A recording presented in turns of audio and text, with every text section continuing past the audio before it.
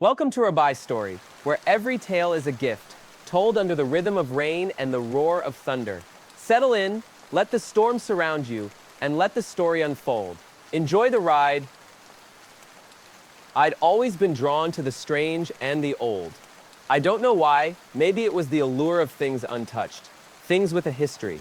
That's why when I saw it at the flea market, I couldn't resist. It was an antique mirror, framed in heavy tarnished gold, with intricate carvings of angels and vines. It had that old, weathered feel, the kind of thing you'd expect to find in a dusty attic. The moment I saw it, I knew it belonged in my apartment. There was something about it that felt familiar, like it had been waiting for me. I didn't think much about the price or the seller's cryptic words when he handed it to me. "It's an odd one, that mirror," he'd said, his eyes darting around nervously. Best not to stare at it too long. I laughed it off. After all, it was just a mirror. At first, it was nothing. I hung the mirror on the wall above the fireplace, and it became a centerpiece of my living room. Every time I walked past it, I'd glance at my reflection, normal, everyday me. But after a few days, I started noticing small, odd things. At night, when the apartment was quiet, the mirror seemed darker. The reflection wasn't quite right. My face appeared a little off, more gaunt, the eyes a little too wide, the mouth slightly twisted. But I'd dismiss it as shadows or tiredness. After all, it was just a mirror. But it kept happening. One morning, I stood in front of the mirror while brushing my teeth. I noticed for the first time that the reflection of my face didn't exactly match my movements. When I smiled, the reflection hesitated, the corners of my mouth stretching a split second after I did. When I frowned, my reflection lingered in the frown before moving to match me. I stepped back, heart racing. "This is insane," I muttered under my breath. "It's just a trick of the light." But something gnawed at me. That feeling, the same one I had when I was a child, looking into dark corners where I thought something was waiting. The same feeling I had when I was in unfamiliar places, certain that something was watching me from the shadows. That night, I decided to sit in front of the mirror, to truly stare at it. I don't know why I did it. It wasn't like I wanted to see anything strange, but I couldn't stop myself. I needed to know if my mind was playing tricks on me. I sat on the couch, the dim light of a lamp casting long shadows across the room. The mirror reflected the whole room, but my gaze was locked on my face. Slowly, my reflection began to change.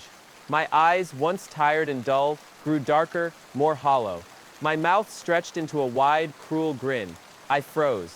In the reflection, I saw myself, smiling at me. But it wasn't me. The face in the mirror looked wrong. It had my features, but they were twisted, exaggerated.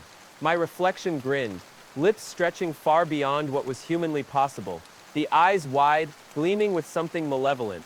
I jumped to my feet, knocking the chair over. My heart was pounding, but I couldn't look away. In the reflection, my distorted face leaned forward, as if it was reaching for me.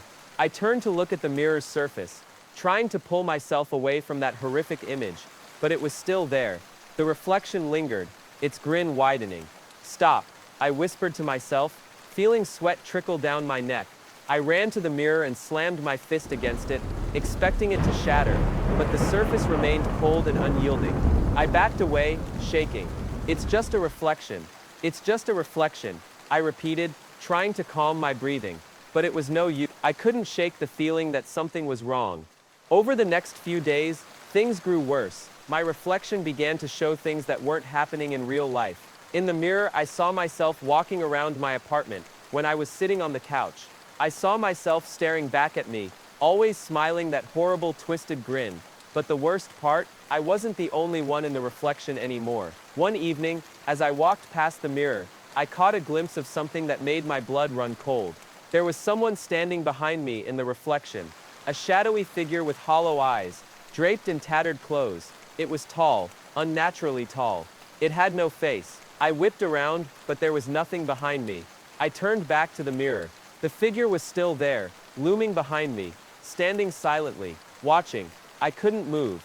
I couldn't breathe. Then my reflection, looked at me and whispered, "Help me." It wasn't my voice. It was deep, raspy, hollow, like a voice from the other side. I stumbled backward, my heart hammering in my chest.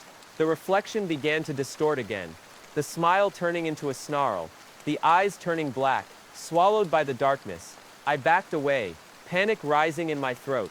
"Leave me alone," I screamed at the mirror. "What do you want from me?" The reflection leaned forward, pressing its hands against the glass. I could hear it whispering, urging me to come closer.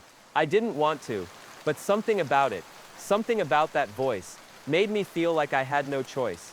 I reached for the mirror. As soon as my hand touched the surface, the glass rippled, like liquid, and the reflection reached out, grabbing my wrist with a cold, crushing grip. It pulled me closer, dragging me toward the glass. I tried to scream, but my voice was swallowed by the glass. The world around me distorted, stretching and warping, and I could hear the voice again, louder now. "Help me." I don't know how much time passed, or how I ended up back in my apartment. One moment, I was being pulled into the mirror, and the next, I was sitting on the floor, staring at my reflection. My real reflection. It was just me, normal. But when I looked closer, I saw something that made my stomach churn. In the reflection, my face was smiling, that same twisted grin from before. I blinked, and my reflection blinked too. But this time, it didn't stop. It kept blinking. Faster. Then it grinned again. And this time, it was my mouth that stretched unnaturally wide.